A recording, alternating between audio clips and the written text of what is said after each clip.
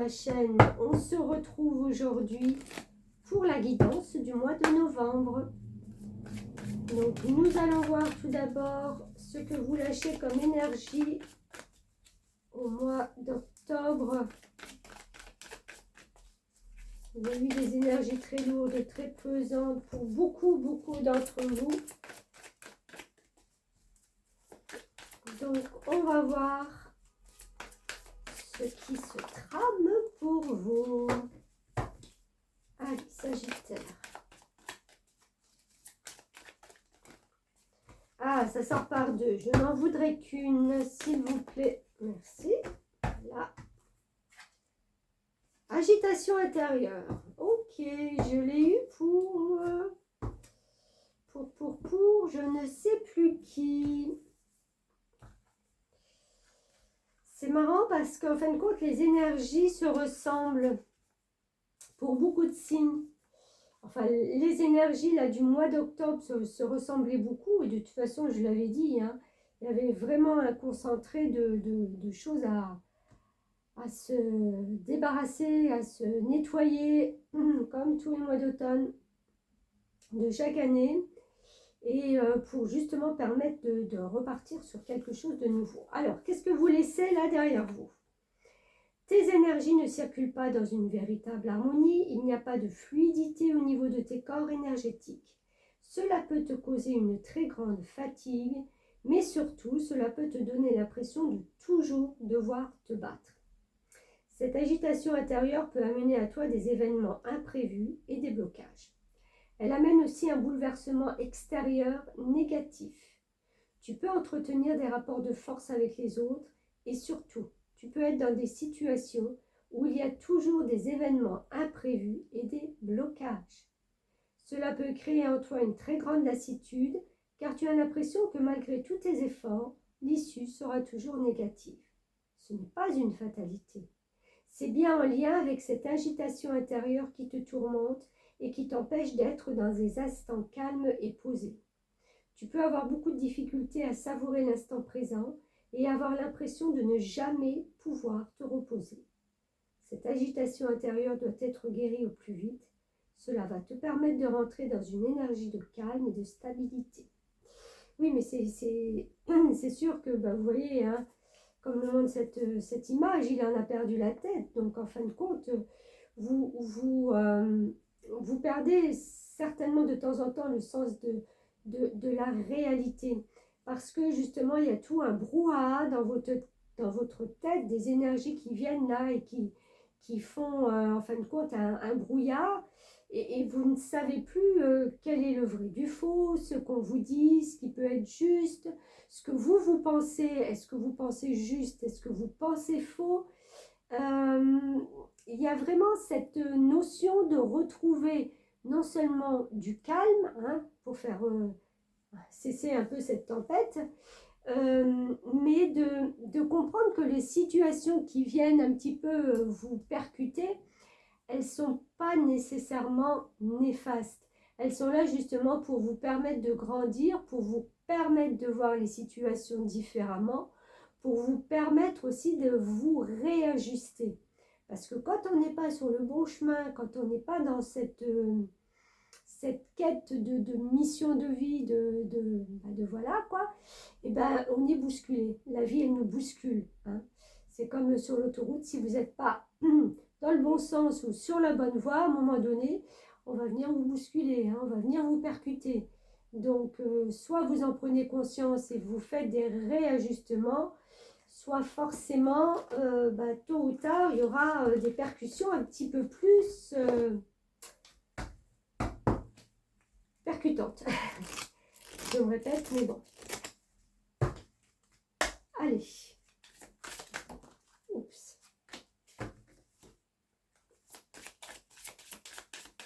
Donc, on essaye de sortir de ça, on essaye d'entamer ce mois de novembre avec plus de sérénité. On n'oublie pas qu'on est dans une pleine lune là, à partir du 17 octobre, qui vous a aussi impacté parce que c'est le changement, c'est la pleine lune du bélier. Donc, on est poussé justement à entreprendre des choses nouvelles, à remettre de la nouveauté dans notre vie, à se remettre en action. Qui dit action dit aussi penser un peu moins agité, puisqu'on arrive à se concentrer sur un objectif.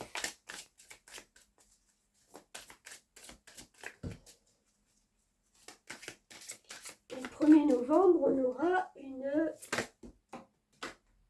nouvelle lune en Scorpion.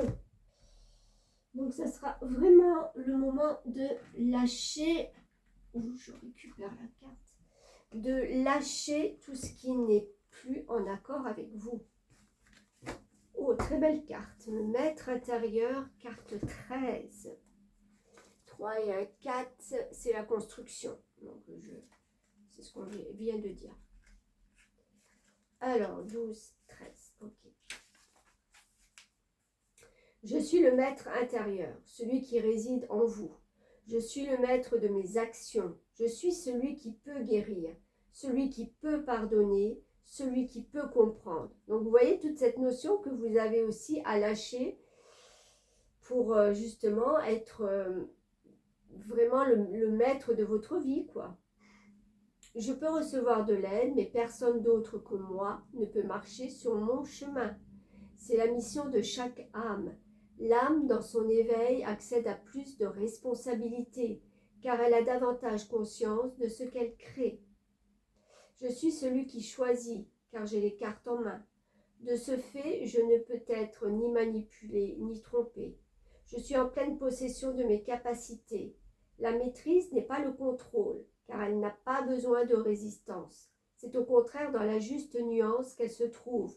Oui, quand les choses vont apparaître sur votre chemin, que ça va être fluide, hein, que vous rencontriez une personne, que vous ayez un nouveau travail, enfin quelque chose qui, voilà, se fait dans la fluidité, sans être obligé chaque fois de forcer, voilà, et ben c'est ça, c'est ce qui est,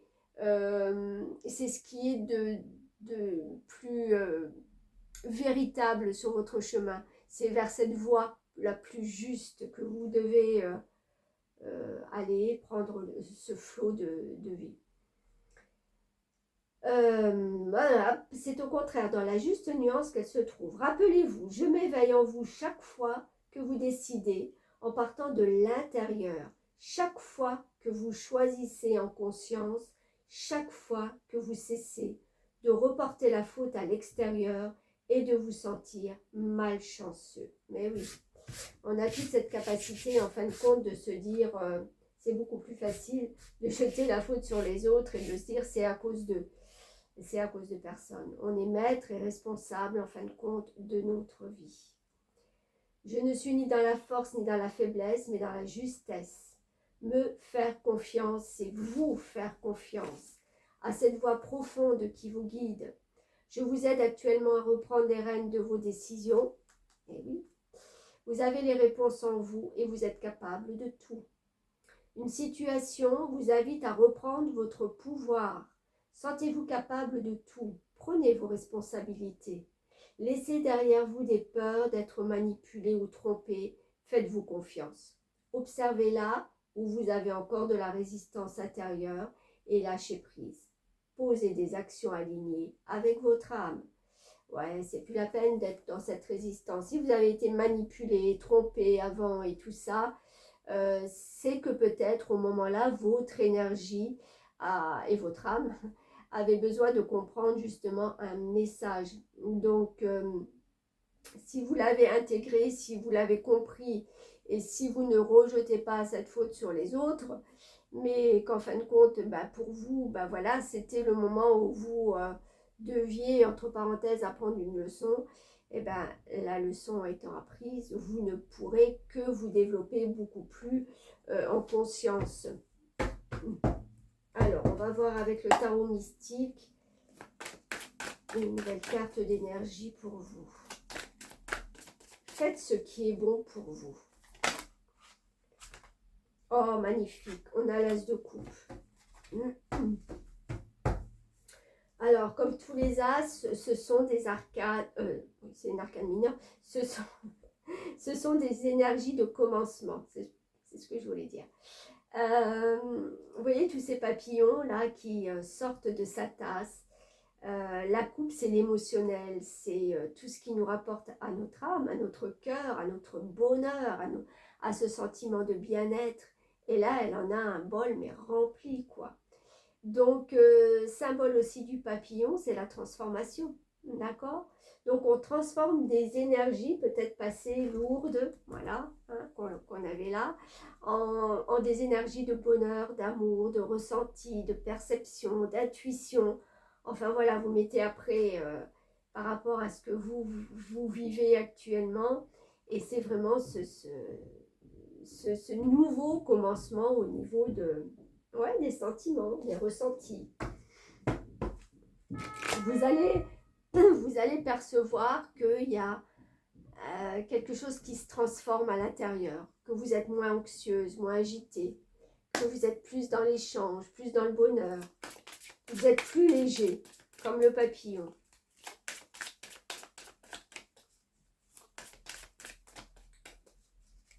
Alors, oups, elle est partie, je n'avais pas vu.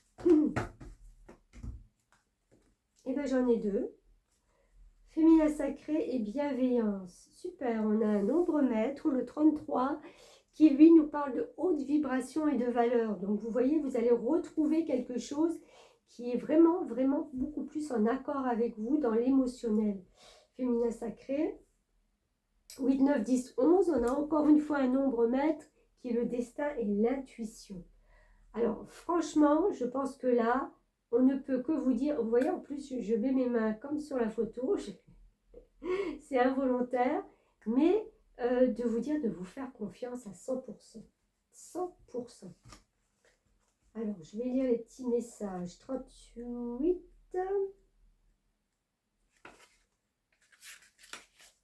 Il vous est demandé d'écouter, ben voilà, votre intuition. Elle détient la réponse à votre question. Une relation amoureuse pourrait se consolider et mener à une union durable. Une femme de bon conseil se trouve actuellement sur votre chemin pour vous aider à y voir plus clair. Vous pouvez aussi demander de l'aide aux forces auxquelles vous croyez. Je m'ouvre et m'abandonne à l'amour de l'être aimé. Je laisse ma créativité s'exprimer et je sens le succès arriver. Je fais confiance à mon intuition qui me guide à chaque fois que j'ouvre mon cœur et que j'exprime mes émotions. C'est très beau, très beau. Et le 33, vous pourriez rencontrer un certain succès ou recevoir du soutien dans vos projets personnels ou professionnels. Vous saurez de bons conseils et il vous est demandé d'agir de manière désintéressée. On vous remarquera pour vos talents de communicant et de guide attentionné.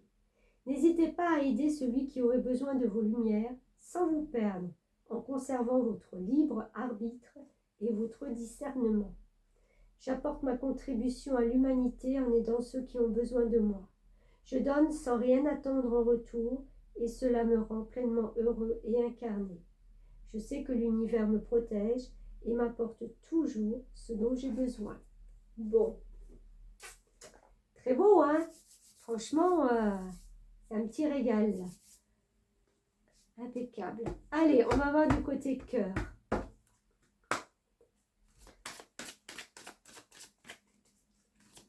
Côté cœur pour les Sagittaires.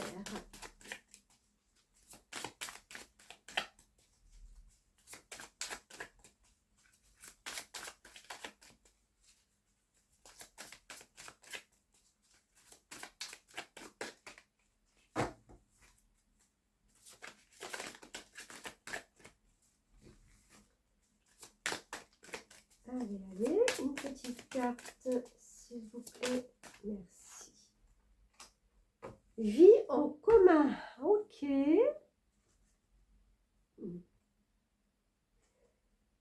Alors, vie en commun, on a 8 mois. On a une clé, d'accord? Donc, alors, pour ceux qui sont dans une relation dans laquelle ils ont envie de consolider les liens, on vous parle bien qu'il y a certainement au mois de novembre des discussions qui tournent autour de justement de prendre un appartement, une maison, enfin voilà, en commun avec quelqu'un. On se donne un délai de 8 mois. Je pense que alors, ce bien, entre parenthèses, vous le trouverez ou vous donnez la possibilité de le trouver pendant les grandes vacances l'année prochaine. Puisque ce n'est pas de suite. Pour ceux qui sont déjà en couple, soit vous changez d'endroit, soit il y a un déménagement, soit il y a une acquisition supplémentaire de lieu de vie. Alors, vie en commun, ça peut être aussi, si vous êtes en couple et qu'il n'y a pas ce projet de changement de résidence, je ressens aussi un lieu où vous pouvez peut-être travailler, où il y a une autre personne avec vous, c'est un partenariat, c'est quelque chose, on se trouve à un local où vous intégrez un local qui est déjà là, déjà avec pas seulement la structure, mais déjà qui sert déjà à quelque chose, je ne sais plus comment dire, enfin bref.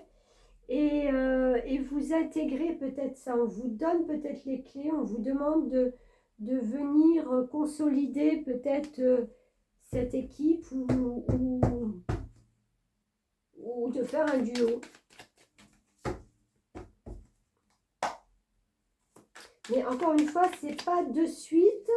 Vous en parlerez ou ça va vous titiller peut-être au mois de novembre, hein, puisque ce sont les énergies là, novembre ou décembre. Hein. Après moi, les énergies ne vont pas s'arrêter le 31 en disant ah, je passe plus, c'est le mois de décembre, terminé. Voilà, on laisse la fluidité dans tout. Hein. Oui, mais regardez, en plus, on a le pendu.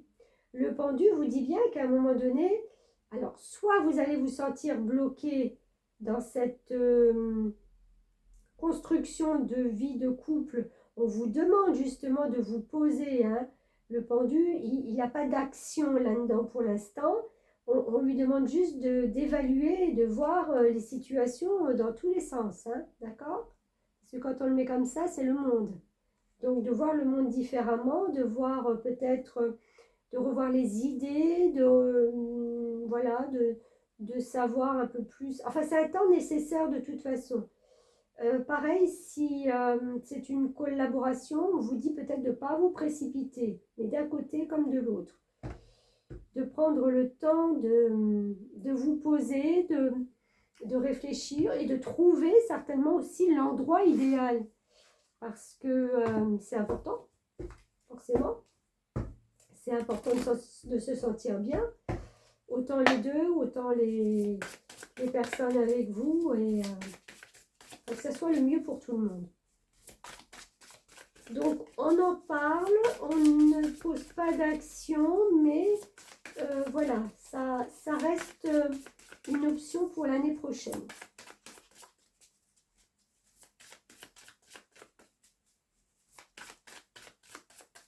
Alors, message de l'oracle des fées.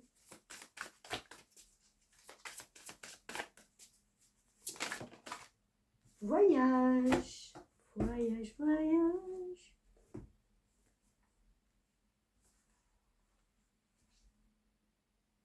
Il est bien grand ce lièvre. Et en plus, il a des ailes.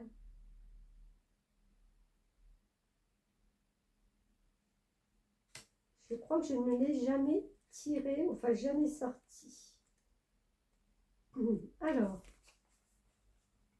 vous semblez prêt à entreprendre un voyage excitant. Alors préparez votre valise ou votre sac à dos, sans oublier de voyager léger pour favoriser la spontanéité lors de vos voyages physiques, ainsi que de ceux de votre cœur et de votre âme. Ça peut être ça aussi, hein, ce déménagement, ce voyage, cet autre endroit. C'est le moment de vous lancer dans une aventure personnelle. Qui sait? Qui sait qui vous allez rencontrer? Vous pourriez déménager, peut-être dans un autre pays. Inscrivez-vous sur des sites de voyage à bas prix pour dégoter les bonnes affaires ou plantez simplement une épingle sur une carte et optez pour cette destination. Connaissez-vous quelqu'un qui aurait besoin de vacances ou d'une excursion d'une journée? Prenez l'initiative et invitez cette personne à se joindre à vous pour un agréable voyage féerique. Cette carte pourrait aussi vous signaler que votre passeport est à renouveler. Voilà, on est vraiment dans le déplacement, le voyage. La fée du voyage y figurant avec un lièvre rapide vous informe de vous préparer et de vous tenir prêt à faire acte de foi le moment venu. Cette période est potentiellement très excitante, palpitante, alors que vous vous aventurez dans le merveilleux inconnu. C'est l'occasion de vous sentir vraiment vivant et de vous en remettre à votre destin magique en bannissant tout plan ou toute attente préconçue. Ce message pourrait aussi se rapporter à des membres de votre famille prêts à déménager ou à prendre des vacances. Quelle que soit la forme qu'il prendra, un voyage est imminent. Il pourrait être de courte ou de longue distance ou même être intérieur. Cependant, l'essentiel, c'est que vous y soyez prêts avec enthousiasme. Oh, il y a vraiment un changement là d'énergie qui se prépare pour vous. C'est très beau, hein. On sent vraiment de quelque chose là qui était pour se retrouver mais dans plein de choses merveilleuses, hein, j'ai envie de dire. C'est l'as de coupe, le féminin sacré, le maître intérieur, la bienveillance, le voyage. Je pense que sincèrement, pardon, il y a cette énergie-là du bélier qui arrive et qui vous dit, ben voilà, on recommence. Hein, le bélier, premier signe du zodiaque, il est là pour impulser le flux, la vie. Hein. On y va, quoi, on démarre. Et le scorpion qui est là aussi, c'est marrant parce que ça a la même énergie globale, un petit peu, parce qu'ils sont régis tous les deux par Mars, mais qui lui, voilà, il est par excellence celui qui se déleste de tout ce qu'il n'a pas besoin. Donc, c'est pour ça qu'on vous parlait de voyager léger aussi. Donc, plus vous allez vous alléger, que ce soit au plan psychique, au plan du cœur, plus voilà, vous allez réceptionner de bonnes vibrations et laisser les choses lourdes derrière vous, et plus il y a des belles choses qui viennent à vous, quoi. Des bons projets. Des bons projets. Hein. Très beau. Magnifique, il n'y a rien d'autre à dire. Voilà, amis Sagittaire, écoutez, bon mois de novembre et merci de m'avoir suivi. À très bientôt, merci.